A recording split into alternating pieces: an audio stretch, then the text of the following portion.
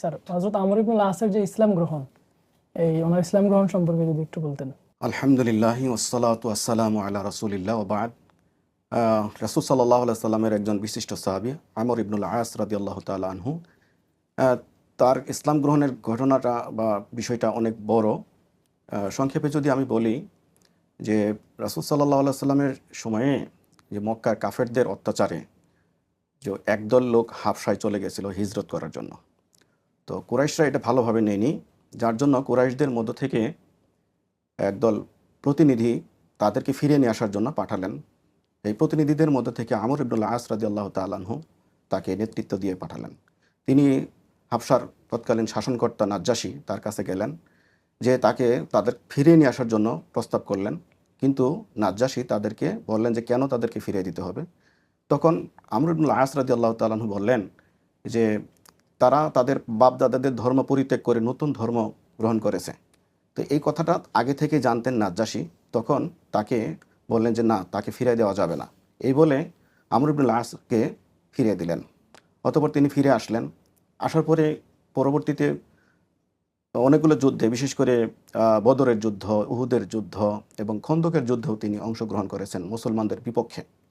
এই যুদ্ধগুলো অংশগ্রহণ করার পরে খন্দক যুদ্ধের পরে অষ্টম হিজরির প্রায় 6 মাস আগে এই সময়টাতে তিনি খুব চিন্তায় পড়ে গেলেন। ইসলাম, মুসলমান এবং তার পূর্বের ধর্ম, এই বিষয়গুলো নিয়ে তার অন্তরের মধ্যে একটা ব্যাকুলতা সৃষ্টি হয়েছিল। সেই ব্যাকুলতা থেকে তিনি অনেকটাই ইসলামের দিকে ঝুঁকে পড়েছিলেন। কিন্তু তাদের ওই পূর্বের যে ধর্ম, সেখান থেকে ফিরে আসতে পারতেছিলেন না। তো এই কথা কুরাইশরা জানতে পেরে কুরাইশদের মধ্য থেকে একজন ব্যক্তিকে আমর ইবনুল আসের নিকট পাঠালেন। আমর ইবনুল আস তখন ওই ব্যক্তির সাথে একটা তর্ক হলো। তর্কের এক পর্যায়ে তাকে জিজ্ঞেস করলো যে আচ্ছা বলো তো, যে আমরা সত্যের পক্ষে আছি নাকি ওই রোমান পারসিকরা সত্যের পক্ষে আছে? তখন তিনি উত্তর দিলেন যে আমরাই তো সত্যের পক্ষে আছি। আবার বললেন যে তারা কি বিত্ত বৈভব সুখ শান্তির দিক থেকে তারা, নাকি আমরা আছি? তখন সে বলল যে না, তারা আছে। তখন তিনি বললেন যে যদি তারা এই বিত্ত বৈভবের দিক থেকে থাকে, তাহলে আমরা তো খুব বেশি ভালো অবস্থানে নেই। আবার বললেন যে পরকাল যদি না থাকে তাহলে তো তারা খুব ভালো আছে, আমরা বরং অসহায় অবস্থায় দিনাতিপাত করছি। তো আমার মনে হয় মুহাম্মদ যে আহ্বান জানাচ্ছে যে এই জীবনই শেষ জীবন নয়, এরপরেও আরেকটি জীবন আছে, মানুষের কর্মের হিসাব দিতে হবে, সেই কথা তার সাথে বললেন এবং তিনি চলে গেলেন।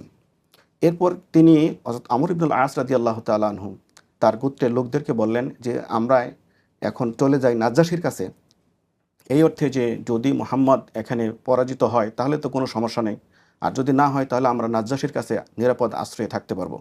এবং যাওয়ার সময় তারা চামড়া হিসেবে ওই সময়কার সবচেয়ে উন্নত মানের এবং মর্যাদাপূর্ণ উপহার হিসেবে নিয়ে গেলেন। নাজ্জাশী দেখে তা খুশি হলেন। এবং ওই সময় আমর ইবনুল উমাইয়া দারিমি নামক একজন দূতকে রাসূলুল্লাহ সাল্লাল্লাহু আলাইহি সাল্লাম প্রেরণ করেছিলেন। সেই নাজ্জাশীর দরবারে থেকে কিছুক্ষণ পরে ওই দূত সরে গেলেন, চলে গেলেন। তখন আমর ইবনুল আস এবং তার দলের লোকেরা নাজ্জাশীর কাছে আবেদন করলেন যে নাজ্জাশী, আপনি আমাদের ওই দূতকে আমাদের কাছে ফিরিয়ে দিন।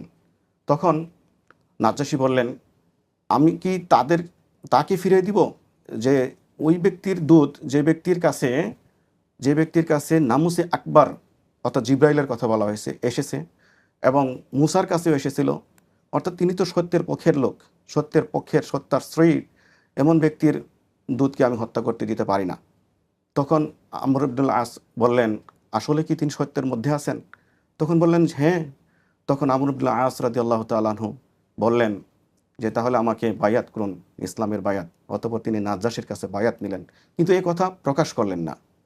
অতঃপর তিনি তার ওই ইসলামের বিষয়টিকে পুরোপুরি জানান দেওয়ার জন্য সেখান থেকে সোজা মদিনার পথে রওনা দিলেন।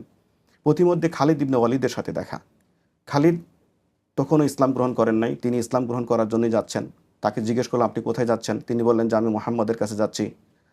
খালিদ জিজ্ঞেস করলেন আপনি কোথায় যাচ্ছেন? তিনিও বললেন যে আমি মুহাম্মদের কাছে যাচ্ছি। একসাথে গেলেন। অতঃপর খালিদ রাদিয়াল্লাহু তাআলা আনহু তখন ইসলাম গ্রহণ করলেন। অতঃপর তিনি বললেন রাসূল সাল্লাল্লাহু আলাইহি সাল্লামকে, ইয়া রাসূলুল্লাহ, আমিও তো ইসলাম গ্রহণ করার জন্য এসেছি, কিন্তু আমার শর্ত হচ্ছে যে আমার পূর্ববর্তী গুনাহগুলো তো মাফ করে দিতে হবে, অর্থাৎ আমার জন্য ক্ষমা প্রার্থনা করছি পূর্ববর্তী গুনার জন্য। অতঃপর রাসূল সাল্লাল্লাহু আলাইহি সাল্লাম বললেন যে ইসলাম গ্রহণ করা এবং হিজরতের মাধ্যমে পূর্বের সকল গুনাহ মাফ হয়ে যায়। অতঃপর তিনি শাহাদা পাঠ করলেন, আশহাদু আল্লা ইলাহা ইল্লাল্লাহ ওয়া আন্না মুহাম্মাদান আবদুহু ওয়া রাসূলুহু। এভাবে তিনি ইসলাম গ্রহণ করলেন। স্যার আপনাকে